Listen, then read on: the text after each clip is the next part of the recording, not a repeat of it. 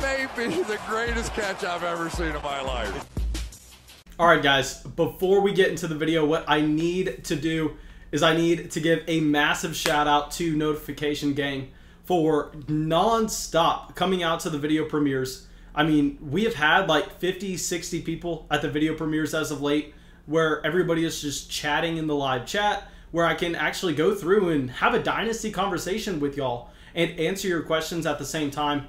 So thank you for everyone who has decided to subscribe to the channel, and more importantly, hit that notification bell next to it, because Notification Gang is continuing to grow and I've been having so much fun with these video premieres as of late. But anyway, what I'm going to be doing in this video is I'm going to be going through and talking about running backs that I find that are still rising in our mock drafts that we've been hosting every single week for everybody who has that bell hit. And these are not necessarily guys that are just at the top consistently. These aren't guys like Christian McCaffrey, who's always drafted at the 102. These are guys that at the beginning of the offseason, I saw as values and I kind of liked. And as we've gone through, their price has continued to rise. And with some of these players, I have to ask myself, has the hype gotten a little bit out of control? Should we be looking to sell now, or should we be holding tight and continuing to draft them at this high average draft position? But that's it. Let's get into this video. And our first player that we are going to be talking about is going to be a running back that is going later in drafts, but definitely earlier than he was at the beginning of this offseason. And this is Damien Harris. Okay, so if y'all been following the channel for a while, now y'all know that I kind of liked Damien Harris last offseason. Last offseason, everybody had given up on him. He was a third-round draft pick back in 2019 coming out of Alabama. And I looked at him in that New England backfield and went, okay, we know Sony Michel is horrible. We know that Rex Burkhead is one of the oldest running backs in the entire NFL. We know that James White pretty much can only do one thing. What running back has the recent team investment that can do everything that we saw at Alabama? And what running back currently cost us a third-round rookie pick? And that was Damien Harris. So I was going out there and trading for Damien Harris everywhere at what I thought was a value, saying, yeah, I mean, if he doesn't work out, worst case scenario, we lost a third-round pick, someone that probably had a lower hit rate to begin with than Damien Harris. But if he hits in New England, I think that this is a running back that can be a three-down bell cow. And I was extremely excited when last season we finally got to see Damien Harris in action. We finally knew that he was going to be playing a main role on the New England offense. And to be completely honest, I was disappointed. And I was not disappointed in his performance. I was not disappointed in his efficiency, just because we know that it was one of the worst offenses in the entire NFL. Really, Damien Harris never really had a shot to get anything going. What I was disappointed in is I was disappointed in the role that Damien Harris was playing.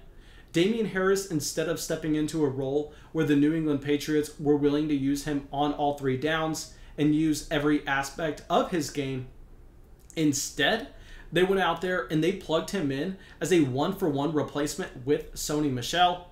And obviously, that's going to be an extremely, extremely low upside role, where really his upside would be a LeGarrette Blount type season back in New England, where we know LeGarrette Blount was the goal line running back, and he came away with, I believe, 18 touchdowns one year. But the problem with that is that was a completely different New England team. Back then, they were actually good. They were actually elite. They were that generation's Kansas City Chiefs with Patrick Mahomes.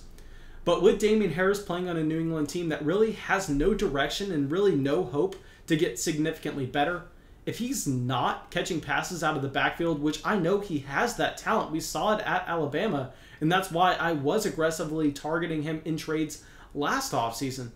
I think now at this point, especially not knowing for sure if they're not going to bring in another running back to compete for the job, I think Damien Harris is actually someone that I'm wanting to avoid where he's currently going in drafts. And what's kind of crazy is I would think that based on his performance this past year, he would have lost value in Dynasty leagues, just his trade value overall. But last offseason, I was paying a third-round pick to get Damien Harris. And this offseason, I actually find myself selling him for a third-round pick in some cases, just because we saw what it looks like when he's the starter there. We saw that he is not going to be getting targeted out of the backfield. So I'm completely fine to cash out at a lateral move and not even take a loss. So Damien Harris, he's rising in ADP, but I don't necessarily know if I agree with it. Maybe just other podcasters are talking about him or something. Maybe it's just the running back position is so disgusting after you get past 30 or so guys. I don't know why Damien Harris continues to rise, but if you have an explanation for it, please let me know in the comment section below. All right, well now let's go to the complete opposite end of the spectrum, a running back that is going at the very beginning of Dynasty startups right now. And this is going to be Cam Akers. And Cam Akers is one of the most intriguing players in Dynasty. Y'all know that I went through and I made a few Cam Akers trades at the beginning of this offseason, right before they traded for Matthew Stafford. And that was based on the fact that I had Cam Akers in a ridiculous amount of leagues, as I was consistently drafting him at the rookie pick 107 in Superflex formats last offseason. But now I'm looking at this evaluation of Cam Akers where he has crept in to the back half of the first round in Dynasty Superflex drafts and going, is this a fair price? We loved the price when he was just the 7th rookie off the board. But now that you're going to have him as your best asset in Dynasty, are we willing to spend that? And to try to determine that, let's take a step back. Let's remember the type of running back that Cam Akers was coming out of Florida State. Now, Cam Akers was a 3-down running back that was a 5-star prospect going into Florida State. And we know that he mainly disappointed. He was really unable to have that top-end production that you would have expected based on his profile coming out of high school. But you looked at the offensive line grades and you realized, oh crap, Cam Akers was running behind, if not the worst offensive line, one of the worst offensive lines out of any big program that you're going to find in college football. And at the same time, he was able to catch passes out of the backfield in Florida. So now if we were trying to look at him kind of translating to an entire season as the Los Angeles Rams starting running back, I think that he's actually going to be a fantastic fit. And I think that people are going to be surprised about the usage with Cam Akers this next year, where I think he's actually going to start getting targeted out of the backfield slightly more. I know that's not an aspect of his game that we saw last season, but we have to remember Cam Akers is ridiculously young. Cam Akers is 18 months younger than Najee Harris. So I think that we can naturally assume that he is going to continue to progress in every area of the football field, including his receiving game capability. And I think that Sean McVay and Matthew Stafford are going to make it a priority of getting him involved in that aspect. And this offense should be significantly better with Matthew Stafford under center. So I'm completely fine with Cam Akers being a first-round startup pick. I don't even care if it's Superflex. All right, so now our next running back is someone that I put my brand on. I put everything in this one basket last offseason, and I am so happy it worked out. Antonio Gibson. And now this is one of the rare instances. I don't even want to say rare because it seems like we talk about this every video, like with other players like A.J. Dillon and Jalen Hurts, where I went out there and significantly invested last offseason, and I find myself saying, should I be cashing out for a profit? Should I be taking what I can get for Antonio Gibson and trying to spin that around with some 2021 rookies? And the reasoning behind that is with Antonio Gibson, I love the talent. I will say, I think Gibson is one of the most talented running backs in the entire NFL, and very similar to Cam Akers, where Gibson wasn't used a ton in the receiving game his rookie season, but we know that he has the capability. I mean, he was a wide receiver in college, so Gibson should definitely see more targets coming out of the backfield for him this upcoming year. The one problem is, what is this offense going to look like? Who will the quarterback be for the Washington football team? Because we know that, I mean, very rarely do you see elite production coming from the running back position on a bottom 5 offense in the NFL. And I think at this point, if the Washington football team aren't able to go out there and find a significant upgrade over their current quarterback room, I think we can project them to be a bottom 5 offense just because they don't necessarily have a ton of options on the outside. I mean, they have Terry McLaurin, They have Antonio Gibson. They have a decent offensive line, but quarterback is by far and away the most important position on the field. So I am seeing Antonio Gibson slide up into the mid-second round of Dynasty startup drafts currently, and I think that we may actually be selling him at this price. I think he has risen to a point where, yes, the talent makes this a justifiable pick, but on the other end of the spectrum, the situation that he is in makes it just a completely risky bet.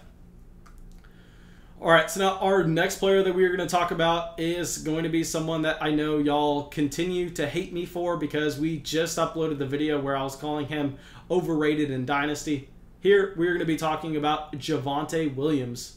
And with Javonte Williams, I don't really understand the hype. Well, actually, let me say, I think I understand the hype. I think what happened is last offseason, we had a historic rookie class coming into the NFL with that 2020 class, where we had 5 3-down running backs in DeAndre Swift, Jonathan Taylor, Clyde Edwards-Helaire. You could argue about CEH, but after he got the first-round draft capital last offseason, that's what he was perceived to be, J.K. Dobbins and Cam Akers. And now this year, we only have 2 of those running backs. We only have Travis Etienne and Najee Harris. But everyone's looking around going, there has to be more, right? Are we missing something? And then everybody's going on this Javonte Williams bandwagon. And I can't get behind it. I think that this is going to be a scenario where NFL drafters are actually going to be a little bit lower than the Dynasty community on this player. And historically, when that has happened, it is not good news for anybody in the Dynasty community. I mean, like I said in the video, just look back at a Hakeem Butler, look back at an Equanimeous St. Brown. These guys that the Dynasty community loved going into the NFL draft, but NFL draft community was a little bit iffy on, and they ended up falling to a point where they never really even get the opportunity on their own team.